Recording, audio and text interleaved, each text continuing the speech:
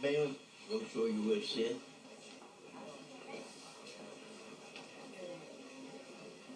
Just tell the truth. Do you state your name? Sam, do you know what you're doing? Swear to tell the truth, the whole truth, and nothing but the truth, so help you God.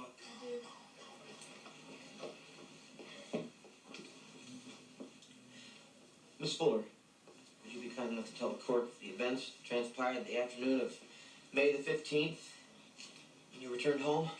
I came home at about 3:15. I'd just been to the grocery store. My arms were full, so I entered the house and went straight back to the kitchen. What did you see in the kitchen? It was torn up. There were broken dishes and food thrown on the walls like someone had a tantrum. And what else did you see? Blood. There was a large pool of blood. Whose blood? Lita Ader's. I didn't see her body at first. Then I walked around the table and she was there. And where was the knife? Abigail, do you remember where the knife was in relationship to the body? Well, right near Lita, I guess. A few inches away from the body. And then what happened? I was afraid to move. I wanted to cry out for help, but I couldn't. So you didn't call the police? You didn't call the doctors or... When I looked up, Bo was standing at the back door. Bo was at the back door because somebody had called him. He said someone said they heard a woman screaming from my house and called it in. What are these? Bills. Sam, do you know where... Your Honor, counsel is wasting the court's time. Please, Your Honor. Mr. Waters?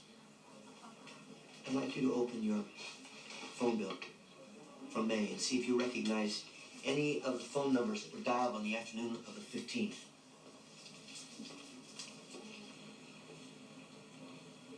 Oakdale 65234, that's the sheriff's office. And what time was that call made? 2:53. A full 22 minutes before you got home. Objection. You have no proof that she wasn't there earlier. I have a store full of people and the time it takes to get from there to her home. Objection overruled. On May 15th, 1978, as Mr. Waters told us yesterday, the day that he explained to Mrs. Ader that, based on Louisiana statutes for the protection of minors, she had no case against Abigail Fuller. Even though they had found the bones of her daughter, Violet, at the bottom of a well, she had no case. Can you imagine how she felt?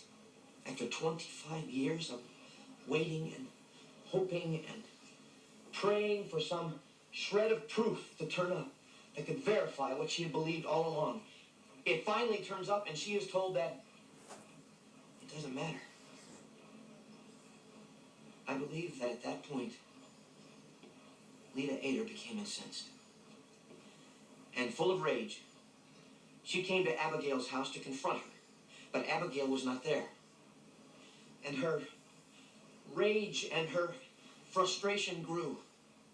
She tore apart Abigail's kitchen, looking for some measure of revenge to fill all the years of hatred that had consumed her. And finally, feeling she had no other recourse, and from some dark and horrible place in her mind, she picked up Abigail's kitchen knife. A knife that she knew would have Abigail's fingerprints on it. Just like Laura's mother. And she slit her own throat. Objection! Ladies and gentlemen.